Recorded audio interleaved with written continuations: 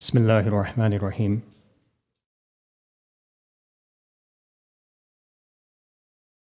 One of the great blessings of Allah subhanahu wa ta'ala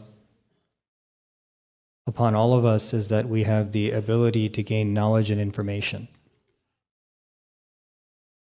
And when you think about that knowledge and information, there's actually three mechanisms by which we gain an understanding of the world around us. The first mechanism is that Allah subhanahu wa ta'ala has granted us five senses. We can touch something, we can smell something, we can taste something, we can hear something, and look at something. Through those interactions, we gain an understanding of the world around us. Where the ability of the five senses ends, Allah subhanahu wa ta'ala has given us an intellect, and the intellect there begins. So what happens? I have the ability to touch something, hear something, see something. I put the data together in my mind comes up with a conclusion. So that's the intellect. And the intellect for many people is the limit of knowledge. Meaning if you go in the world, you go in the universities of today, the universities will say that you use the five senses to gather information, and then you use the intellect to put together that information to come up with conclusions. And this is called science. Science is running the world today. I mean, maybe we don't use our eyes, maybe we use a microscope. Maybe we don't use a microscope, maybe we use an electron microscope. But all of this is predicated on the same concept of seeing.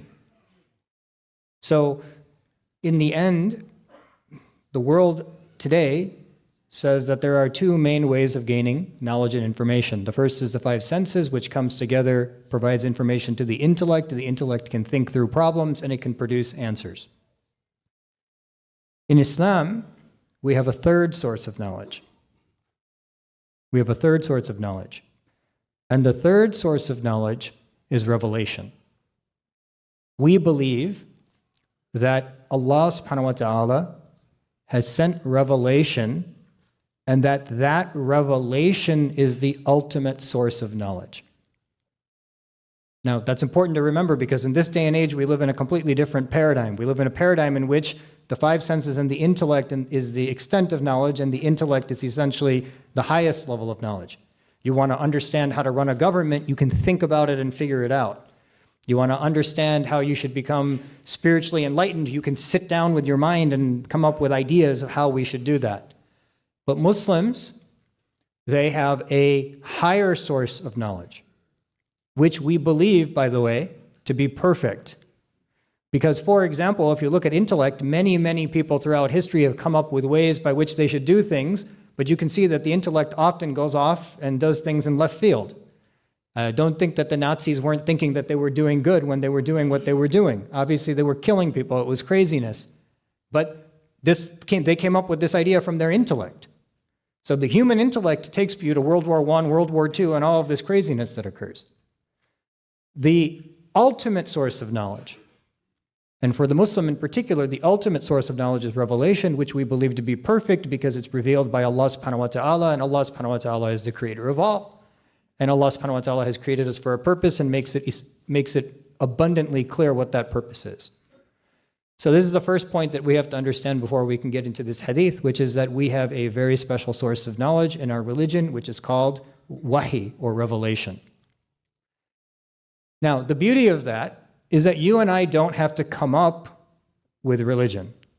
We don't have to sit down and philosophize what we think religion should be. Instead, Allah has revealed to us what religion is. We want to know how we can please Allah. It's been revealed to us. Not to us directly, to the prophets, but through them to us. We want to know how we can most elevate our spirit. Again, it's part of our religion. It tells us that you need to pray this way, you need to give this much charity, you need to fast in the month of Ramadan, you need to make Hajj once in your life. All of this is revelation. And in Islam, it's also important to remember that we have two forms of revelation. One is the recited revelation, which is called the Quran. The Quran is the revealed word of Allah subhanahu wa ta'ala, which is recited in the prayer, and all of us have come here to listen to that today. The second form of revelation in Islam is the sunnah of the Prophet ﷺ. What the Prophet ﷺ did, what he said, what he encouraged, what he prohibited, all of that's a type of revelation. Now, we don't sit on the musalla and recite the hadith in the prayer, obviously. But it is still a type of revelation. At the time of the companions, if something was commanded in the Quran or something was commanded by the Prophet ﷺ, it was seen as equivalent. Both of them were mandatory upon the companions to fulfill, and they saw both of those things as a type of revelation from Allah subhanahu wa ta'ala. Now, of course, we're not sitting in front of the Prophet ﷺ, and so our scholars, they elucidate the hadith and the sunnah, and they tell us what the intent of the Prophet ﷺ was. But the point remains is that we have two forms of revelation, the Quran and essentially the hadith, which gets amalgamated into something called the sunnah, which is the living example of the hadith of the Prophet ﷺ. Okay, with all of that background, now you can approach the hadith on the screen. Here the Prophet ﷺ is saying, Talabul ilm, the seeking of knowledge, and in particular, ilm is that sacred revealed knowledge. Okay, the word that we use in Islam for that sacred revealed knowledge is called ilm. So talabul ilm, the seeking of sacred revealed knowledge, farida, is an obligation. Upon whom? Ala kulli Muslim, upon every single Muslim. So what we're learning here is that we as a collective body have respect for academic knowledge, have respect for the intellect. In fact, the Quran constantly demands us to use our intellect. And if you read the history of Islam, you're going to see that the civilization of Islam was leading in intellect. But all Muslims appreciate that there is a higher source of knowledge, and it is mandatory upon all of us to seek that knowledge. So here the Prophet ﷺ is reminding us of the responsibility that falls upon the shoulder of every one of us, which is to seek the revealed knowledge, to seek the knowledge of our religion. Now the only question that remains, there's a lot of discussion. The next question is, in what way is this obligatory upon us? What does it mean that it's obligation on every Muslim? So to what extent? Do all of us have to drop our jobs and all become scholars of religion? And the answer is no.